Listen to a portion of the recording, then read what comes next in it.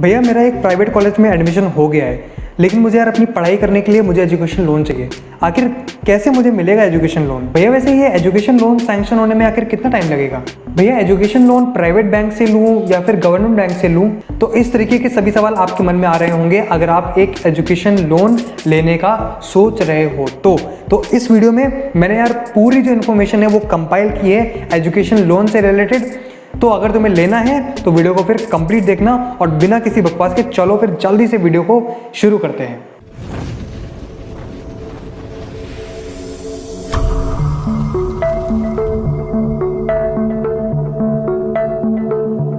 तो यार सबसे पहली चीज़, अगर तुमको एक एजुकेशन लोन लेना है तो सबसे पहले तुम्हें काम ये करना चाहिए कि तुम्हें सबसे पहले अपने डॉक्यूमेंट जितने भी हैं तुम्हारे जो वो आधार कार्ड होता है, पैन कार्ड होता है, ऐसे भी जितने टाइप के डॉक्यूमेंट्स हैं वो सबसे पहले इकट्ठा करना शुरू कर दो, ठीक है। और डॉक्यूमेंट्स का बेसिकली मैं लिंक तुमको डिस्क्रिप्शन में दे दूँगा जा करके, तो उसमें हम टाइम वेस्ट नहीं करेंगे, तुम जा करके उसको पढ़ लेना। अभी हम बात करते हैं कि मेन प्रॉब्लम के ऊपर अभी हम बात करते हैं। बेसिकली यार एक ऐसा डॉक्यूमेंट है जो तुम्हारे पास होना ही चाहिए एजुकेशन लोन अगर तुम लेना चाहते हो, and that is attested college admission letter या फिर रजिस्ट्रेशन लेटर। मतलब कि जिस कॉलेज में तुमने एडमिशन ले लिया है उन्होंने तुम्हें एक एडमिशन लेटर दिया होगा जिसमें उन्होंने साइन वगैरह सब किए होंगे, एक ओरिजिनल डॉक्यूमेंट होगा, उसकी तुम्हें फोटोकॉपी करानी है। और ये एक ऐसा डॉक्यूमेंट है जो कि एजुकेशन लोन लेने में सबसे ज़्यादा काम आता है, ठीक है। मैं ऐसा नहीं बोल रहा कि और सभी डॉक्यूमेंट्स किसी काम के नहीं हैं, लेकिन अगर ये तुम्हारे पास नहीं होगा तो तुम्हें एजुकेशन लोन तो देखो तुम्हें मिलने से रहा, ठीक है। इसलिए ये डॉक्यूमेंट सबसे पहले लो। अब ये मिलेगा कहाँ से? ये मिलेगा, सिंपल सी बात है, तुम जिस कॉलेज में एडमिशन लोगे तब जाकर के तुम्हें ये मिलेगा, ठीक है। यानी कि इन शॉर्ट जो फर्स्ट सेमेस्टर की तुम्हारी फीस है वो तुम्हें खुद पे करनी पड़ेगी। उसके बाद तुम एजुकेशन लोन के लिए अप्लाई करोगे और अगर तुम्हारा उस टाइम इंटरवल में जब नेक्स्ट टाइम तुम्हें अपनी सेकेंड सेमेस्टर की फ़ी पे करनी पड़ेगी, उस टाइम इंटरवल में अगर तुम्हारा लोन अप्रूव हो जाता है तो सेकेंड सेमेस्टर से बैंक तुम्हारी फीस पे कर देगा। अब यार एक ऐसा डाउट है जो तुम में से बहुत सारे लोग पूछते हैं कि भैया मैं एक प्राइवेट कॉलेज में जा रहा हूँ, क्या मुझे एजुकेशन लोन मिलेगा कि नहीं मिलेगा? ठीक है, मैं एक VIT में जा रहा हूँ, मैं एक MIT में जा रहा हूँ, मैं एक SRM में जा रहा हूँ, मैं MIT में जा रहा हूँ, ठीक है, लेकिन मुझे लोन मिलेगा कि नहीं मिलेगा, ये तुम्हारा कॉमन डाउट रहता है। तो देखो यार, अगर तुम्हारा जो कॉलेज है, ठीक है, चाहे वो प्राइवेट है या वो गवर्नमेंट है, अगर वो प्राइवेट है और वो AICTE और UGC इन दोनों बोर्ड से अगर वो वेरीफाइड है, ठीक है, चाहे वो स्टेट लेवल पे हो चाहे वो नेशनल लेवल पे हो, अगर इन दोनों बोर्ड से वो वेरीफाइड है तो तुम्हें एजुकेशन लोन मिलने में बहुत ही आसानी हो जाएगी। अगर कोई ऐसा वैसा प्राइवेट कॉलेज है कि तुम्हारे घर के बगल में जस्ट 2 बिल्डिंग खड़ी कर दी और उसमें तुम्हारा एक हॉस्टल बना दिया, एक एकेडमिक बिल्डिंग बना दी और वहाँ पे 7-8 बच्चे आ रहे हैं और बोल रहे हैं कि यार ये तो प्राइवेट कॉलेज है, और तुम उस कॉलेज का एडमिशन लेटर लेके जाओगे, बैंक तुम्हें कभी लोन नहीं देगा, ठीक है। इसलिए तुम्हारा अगर प्राइवेट कॉलेज भी है तब भी वो एक रिनाउंड होना चाहिए ना। बहुत सारे लोगों का ये भी सवाल रहता है कि भैया ये कोलेट्रल का आखिर क्या सीन है, मतलब देना पड़ेगा कि नहीं देना पड़ेगा? तो इसके लिए देखो, होता क्या है कि 3 टाइप के लोन्स होते हैं। एक होता है 4 लाख के अंडर वाला लोन, एक होता है 4 लाख से 7.5 लाख का लोन, एक होता है 7.5 लाख से प्लस।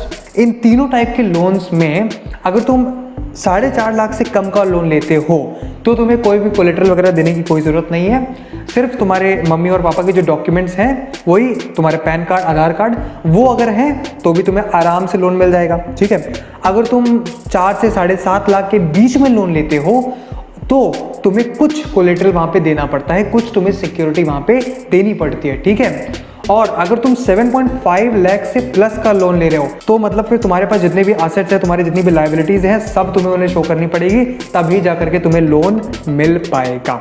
अब देखो यार, इसमें मैं तुम्हें एक और कैच वाली बात भी बताना चाहता हूँ कि जनरली अगर तुम एजुकेशन लोन लेते हो तो वो 4 लाख से 7.5 लाख के बीच का ही होता है। क्यों होता है? क्योंकि यार जितने भी इंजीनियरिंग कॉलेज हैं, चाहे वो गवर्नमेंट हो चाहे वो प्राइवेट हो, ठीक है, उनका जो फीस स्ट्रक्चर रहता है वो कुछ इसके बीच में ही लाया करता है, ठीक है। तो 4 और 7.5 लाख के बीच में लोन लेने की प्रोबेबिलिटी तुम्हारी ज़्यादा है। अब नेक्स्ट सवाल बहुत सारे लोगों का ये होता है कि भैया यार ये टाइम कितना लगेगा आखिर लोन लेने में? तो यार मैं तुमको बता दूं कि देखो, 2 टाइप की बैंक्स होती है, तुम भी जानते हो, एक है गवर्नमेंट बैंक, ठीक है, और एक है हमारी प्राइवेट बैंक्स। तो जो गवर्नमेंट बैंक होती हैं वो तुम्हें लोन दिलाने में यार ज़्यादा टाइम लगाती है। यार मैं अगर SBI का तुम्हें बताऊँ ना तो वो 2 महीने लगा देती है सिर्फ तुम्हें लोन दिलाने में। और ये जो 2 महीना है ना वो एक्चुअली में मिनिमम है, मतलब 2 महीने से तुम्हें ज़्यादा भी लग सकते हैं SBI से लोन लेने में, ठीक है। और वहीं अगर मैं बात करूँ कि जो प्राइवेट बैंक्स हैं वो तुम्हें कितनी जल्दी लोन दे देंगे, तो यार वो ना तुम्हें ऐसा दावा करते हैं कि भाई 15 दिनों के अंदर तुम्हें लोन प्रोवाइड कर देंगे।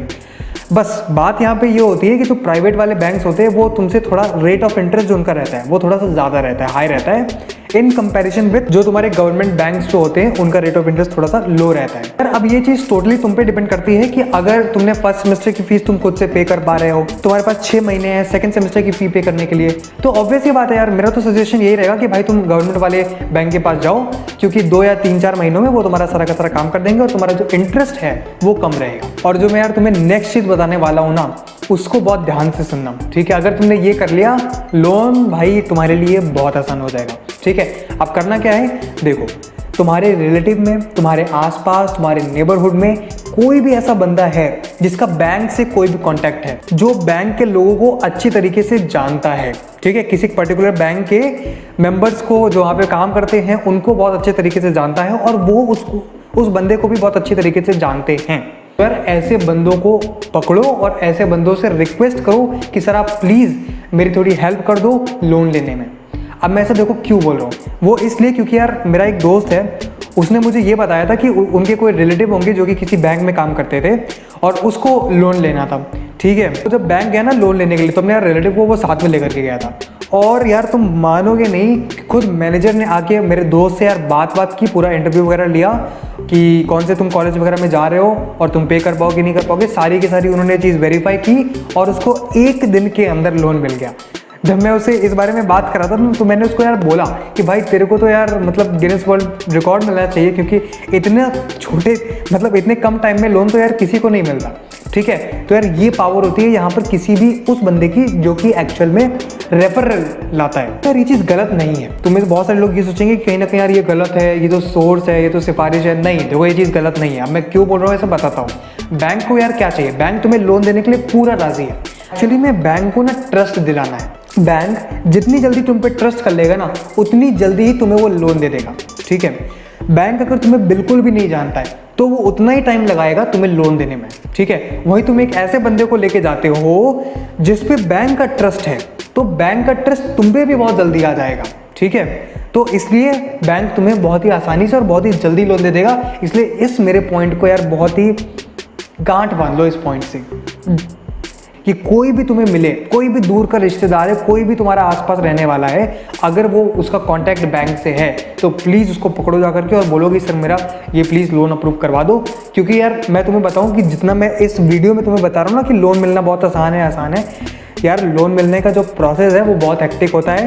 नहीं यकीन आता है तो जिन्होंने लिया है उनसे जाकर के पूछ लो, ठीक है। तुम्हें 10-15 बार बैंक के चक्कर काटने पड़ते हैं। इतना तो तुम्हें यार बैंक का एक अकाउंट खुलवाने में और किसी भी काम में तुम्हें यार चक्कर नहीं काटने पड़ते जितने की एजुकेशन लोन लेने में काटने पड़ते हैं, ठीक है। और जब तुम 10-15 बार जाओगे ना तो कभी यार इतने फ्रस्ट्रेट हो जाओगे कि क्या ही बताऊँ। इसीलिए तुम यार अगर कोई रेफरल लेके जा सकते हो, तुम एक सोर्स लेकर के जा सकते हो, उतना ही अच्छा होगा, ठीक है। अब अगर तुम्हारे पास कोई सोर्स नहीं है तो यार अपने मम्मी पापा को ही लेकर के चले जाओ, उनसे बड़ा सोर्स और कोई नहीं है, ठीक है। तो अब हम यार ये भी चीज़ डिस्कस कर लेते हैं कि अगर एग्जैक्टली हमें लोन कैसे मिलता है।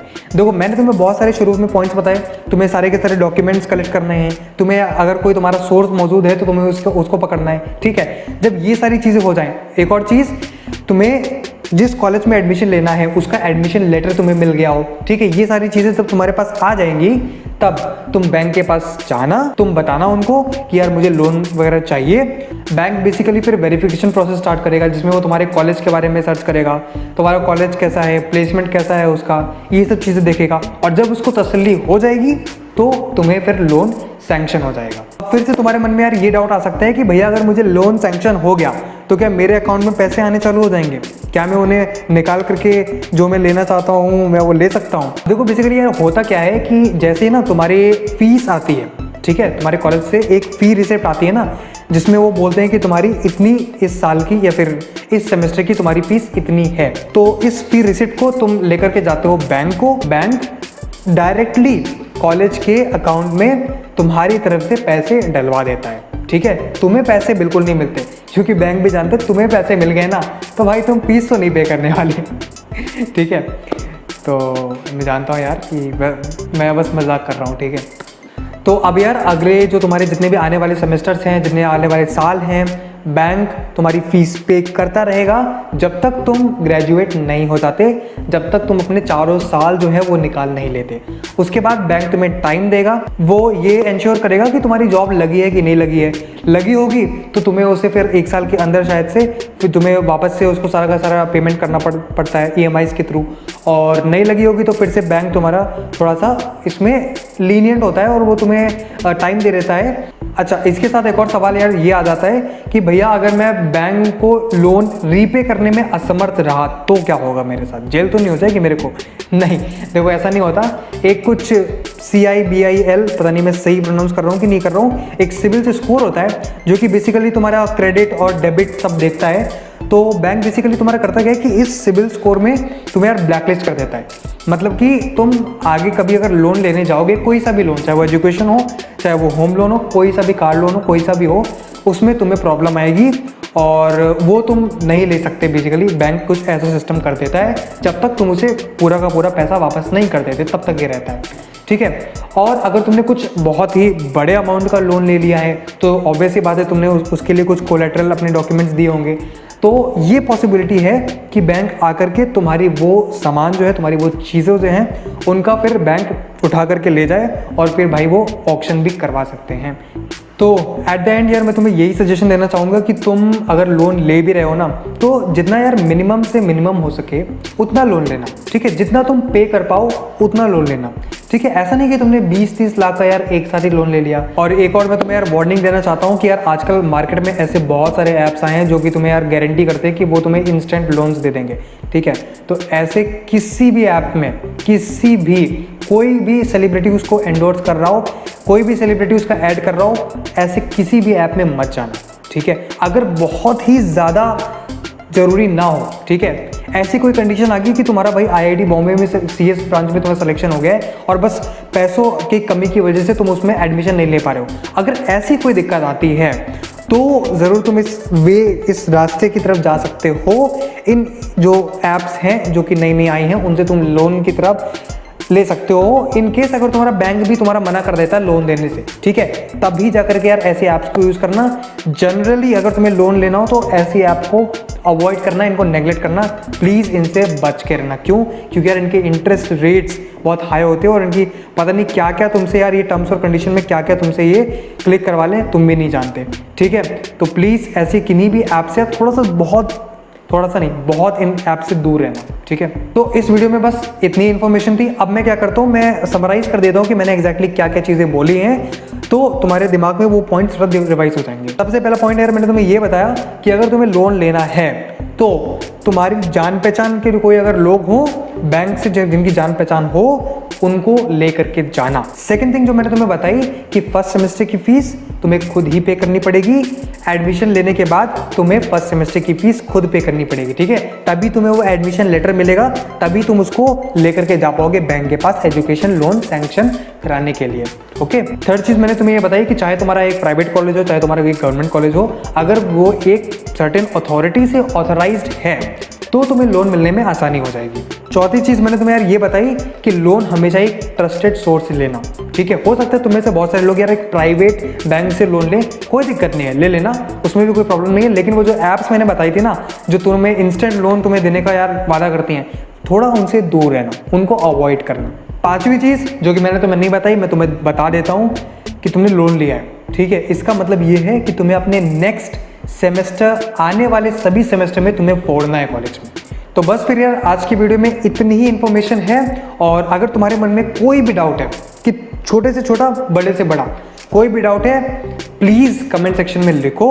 आई will be very happy to answer your doubts यार। So my name is Aman and please यार चैनल को सब्सक्राइब कर देना ताकि मुझे मोटिवेशन मिलता रहे और मैं इससे भी ज़्यादा इन्फॉर्मेशनल वीडियोस तुम्हारे लिए लाता रहूँ। तो मिलता हूँ यार तुमसे अब नेक्स्ट वीडियो में, तब तक के लिए बाय बाय।